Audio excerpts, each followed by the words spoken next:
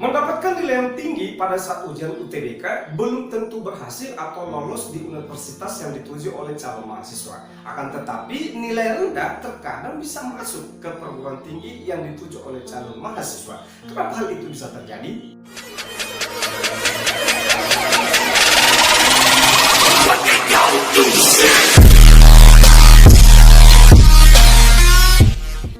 Hai adik-adik sekalian, pejuang SBMPTN 2021. Bagaimana persiapan kamu untuk mengikuti ujian UTBK SBMPTN nanti? Ya, saya yakin kamu sudah saat ini ya kesiapannya sekitar 85 hingga 90%. Masih banyak waktu. Di video ini saya akan memberikan beberapa tips ya strategi untuk bisa masuk ke universitas di SBMPTN nanti.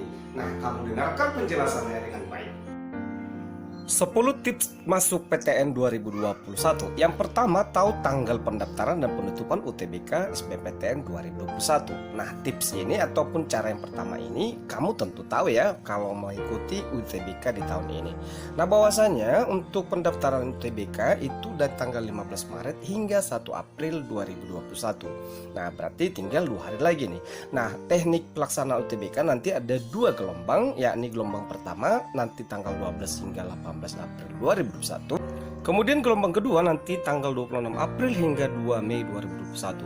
Dan pengumuman hasil seleksi SBMPTN diadakan tanggal 14 Juni 2021 pukul 15 sore. Kemudian tips kedua yaitu ketahui persentase keketatan UTBK SBMPTN 3 tahun terakhir. Nah, kita lihat tahun 2018 untuk keketatannya itu sekitar 19,28%, 2019 itu 23,61% dan tahun lalu 23,86%. Ini sebenarnya hanya sebagai pemacu kita bahwasanya seberapa banyak orang yang ingin merebut satu kursi PTN. Lalu tips yang ketiga yaitu ketahui PTN apa saja yang berbadan hukum dan non berbadan hukum.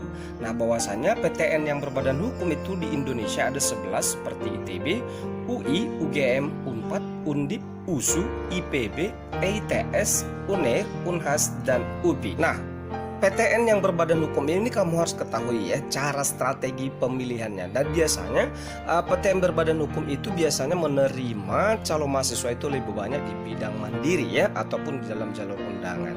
Jadi jangan sampai kejebak di dalam sistem ini. Kemudian tips yang keempat, ketahui persyaratan UTBK di tahun ini. Nah, bahwasanya syarat-syarat UTBK itu tidak begitu berbeda dengan tahun-tahun sebelumnya. Untuk formulirnya biayanya untuk IPA IPS 200.000 dan untuk kelompok IPC ya itu 300.000 rupiah dan prosesnya diikuti seperti tahun-tahun sebelumnya. Kepada siswa yang telah dinyatakan lulus SNMPTN 2021 ya itu kalau kamu misalkan mendaftar di SBMPTN ini tentu kamu akan ditolak sebab kamu sudah punya nama untuk satu PTN.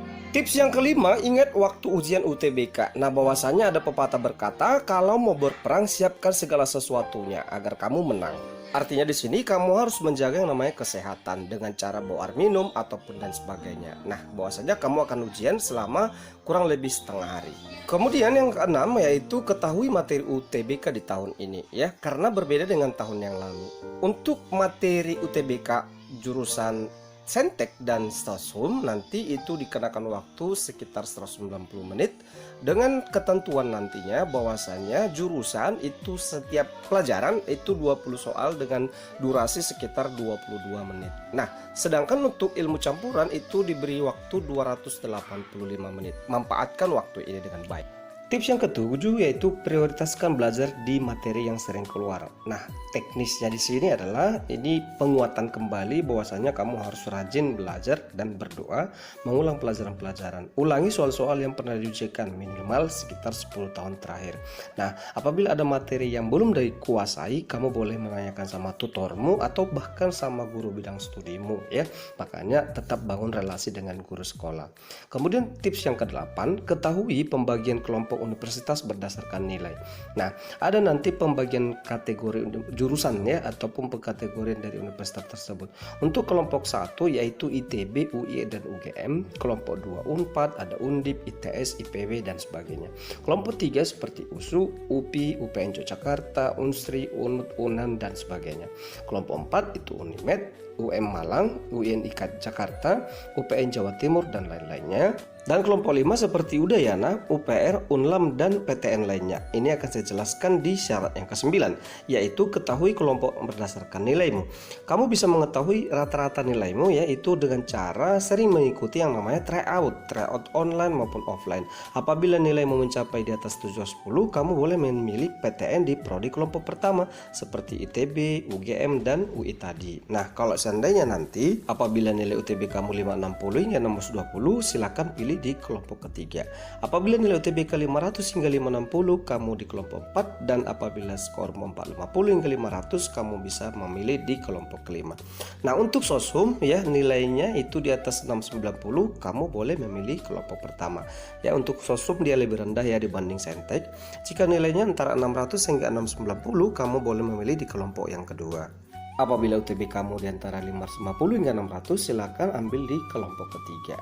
Jika seandainya UTB kamu antara 490 hingga 550, silakan ambil di prodi kelompok keempat. Dan apabila nilai antara 440 sampai 490, silakan ambil di kelompok 5. Dengan mengetahui ya pengskoran ini, kamu bisa kira-kira di mana PTN supaya tidak terjadi yang namanya bunuh diri. Misalkan nih, kamu rata-rata UTBK itu sekitar 490, ternyata kamu pilih ambil di pilihan pertama ya, di kategori pertama untuk saintek ya, itu untuk ITB. Waduh, sayang banget itu nilainya tidak akan masuk.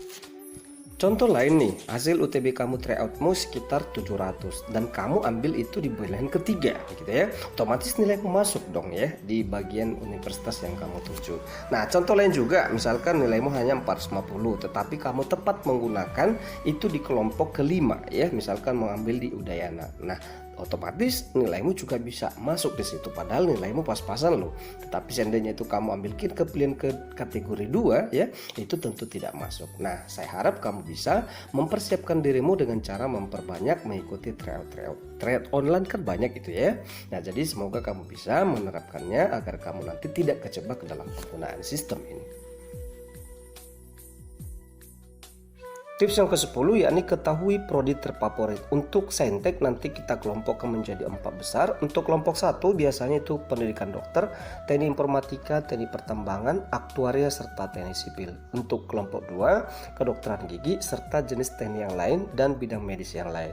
Untuk kelompok 3 biasanya itu di bidang ilmu pendidikan ya, untuk keguruan, kedokteran hewan, dan sebagainya. Nah, untuk kelompok yang keempat seperti astronomi, teknologi pangan, biologi, fisika, kimia murni, statistika, agronomi. Hal unik di sini ada geografi. Untuk beberapa jenis universitas itu dimasukkan untuk jurusan IPA. Kemudian untuk prodi sosum juga ada 4 kategori ya. Kategori pertama misalnya akuntansi, manajemen, kemudian HI. Kelompok 2 sastra Inggris, psikologi, ilmu hukum, dan sebagainya.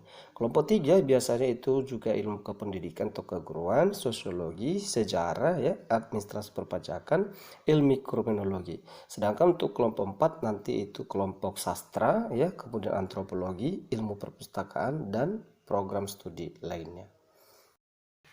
Demikianlah beberapa tips yang dapat saya sampaikan dalam penerimaan calon mahasiswa di SBMPTN 2021 dan beberapa ketentuan ujian seleksi UTBK di tahun ini. Saya yakin dengan kemampuan yang kamu miliki, persiapan yang kamu punya, usaha dan doa selama ini akan berbuah di bulan Juni nanti di pengumuman SBMPTN 2021.